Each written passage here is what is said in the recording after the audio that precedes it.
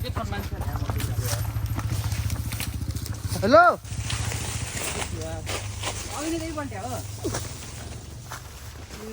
म त के भएछ भनेको अनि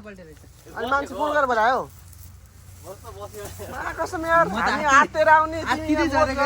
म बाटोमा उभिएर बस होइन के त निस्केर देखिन्न म त आत्तेर माथिन्छ मान्छेहरू एकजना यहाँ बस अगाडि यस्तरी बस्यो नि यार यहाँ यो पल्टाएर मा कसम अब भोसिँदै भाएर लियो भाइ मा माथि आएर बसाउ टाइट यो मान्छेलाई कम झ्या हुन्छ हामी आत्तिर झरे यार